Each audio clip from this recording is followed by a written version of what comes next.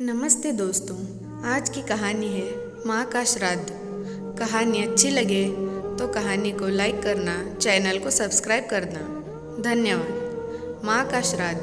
दीदी याद तो है ना, कल माँ का श्राद्ध है।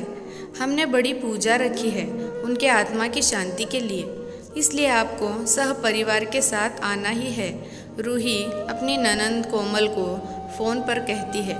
तभी कोमल उसकी भाभी को बोली, मैं नहीं आ सकती, आपको तो पता ही है कि उनको छुट्टी नहीं मिलेगी।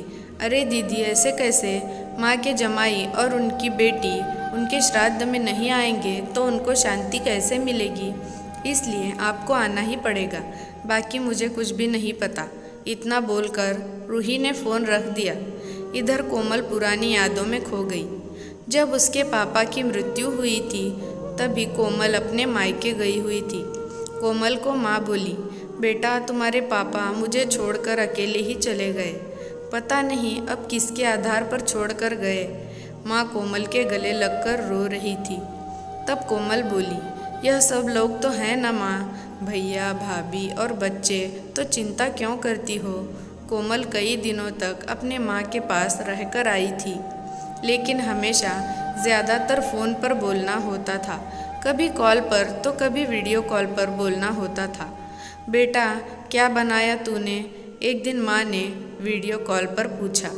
माँ आलू की सब्ज़ी और रोटी बनाई है, कोमल ने जवाब दिया। माँ बोली, अरे वाह। सब्ज़ी का नाम सुनते ही माँ की आंखों में एक अलग ही चमक देखने को मिली, जो कोमल को दिखी। तभी कोमल माँ को बोली, माँ तुम्हें खाने का मन हो रहा होगा तो भाभी को बोलो ना बना कर दे।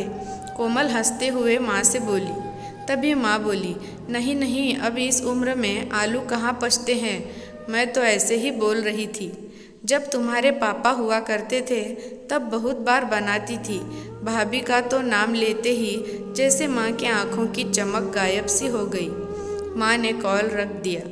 माँ को क्या हो गया, ऐसे क्यों बोल रही थी वह, सब ठीक तो होगा ना। कोमल अपने आप से बातें कर रही थी। ऐसे बहुत बार खाने की बातों पर बातचीत होने पर माँ की आंखों का भाव बदल जाता था, लेकिन ऐसा क्यों था वो समझ नहीं पाई।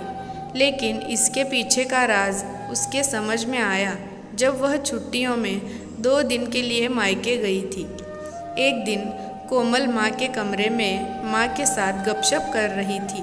तभी दीदी खाना खाने चलो, रूही माँ के कमरे में आकर कोमल को बोली। चलो माँ तुम भी खाना खा लो, कोमल उठते हुए बोली। अरे दीदी नहीं नहीं, माँ को क्यों तकलीफ़ देना, वह यहीं पर ही खाना खा लेंगी, आप चलो, रूही बोली। लेकिन भाभी, लेकिन कुछ नहीं दीदी, आप चलो, माँ के घुटनों में दर्द होता है, इसलिए माँ अपने कमरे में ही खाना खाती है, रूही स्पष्ट रूप से बोलती है। तो फिर भाभी मेरा भी खाना यहीं पर लाओ, हम दोनों साथ में खाना खाएंगे, ऐसे कोमल अपने भाभी को कहती है। इस पर रूही कुछ नहीं बोल पाई, लेकिन कोमल को साफ तरीके से समझ में आ गया कि रूही को यह सब पसंद नहीं आया। वह चुपचाप वहाँ से निकल गई और थाली में पूरी, सब्जी, रायता, अचार लेकर आई और माँ के लिए खिचड़ी। माँ यह क्या, तुम यह सब नहीं खाने वाली हो क्या, कोमल माँ को बोली। उतने में रूही बोली, अरे दीदी माँ को यह सब हजम नहीं होता है, इसलिए मैं उनको खिचड़ी और दाल ही देती हूँ। इतना बोलकर रूही वहाँ से निकल गई। माँ ने अपनी प्लेट उठाई, पर माँ का ध्यान कोमल की प्लेट पर ही था। यह देखकर कोमल सुन सी पड़ गई। उसने माँ के मुंह में पूरी का एक निवाला डाला, लेकिन माँ ने मना कर दिया। तब कोमल ने अपनी माँ की आंखों में वही भाव देखा था जो वीडियो कॉल पर देखा था। पता नहीं भाभी का डर था या लड़की के निवाले का मोह था। तब भी कोमल ने पूरा खाना माँ को खिलाया और खुद खिचड़ी खाने लगी। 2 दिन कोमल वहीं पर थी और कोमल माँ को उसकी प्लेट का खाना खिलाती और खुद खिचड़ी खाती। ऐसे 2 दिनों तक चला। माँ के बहुत मना करने के बाद भी कोमल मात्र जिद में माँ को खाना खिलाती थी। वह बोली, भैया मैं कुछ दिनों के लिए माँ को अपने घर ले जाती हूँ, घर जाने से पहले कोमल ने अपने भाई तन्मय को पूछा।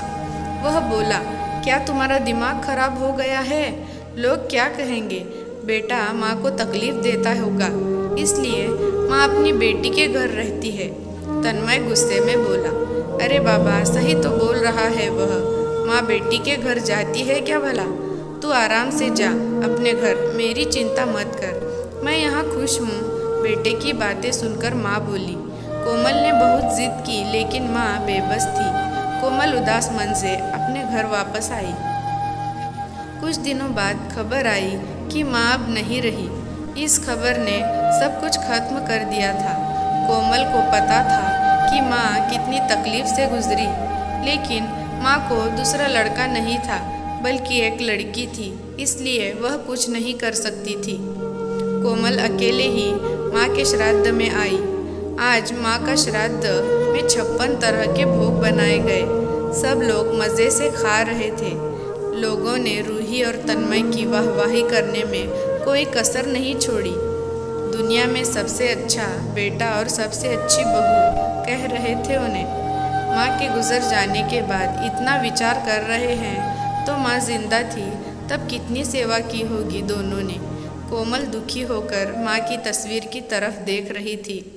तभी दीदी चलो आप भी खाना खा लीजिए, रूही कोमल को बोली, जो माँ के रूम में माँ की तस्वीर सीने से लगाकर रो रही थी। वह बोली, नहीं भाभी मुझे नहीं खाना। लेकिन क्यों? आप नहीं खाना खाओगे तो माँ की आत्मा को कैसे शांति मिलेगी? रूही कोमल को बोली, भाभी जिस खाने के लिए मेरी माँ जब जिंदा थी तब तरसती थी, उसे मरने के बाद दे रहे हो तो वो कैसे तृप्त होगी?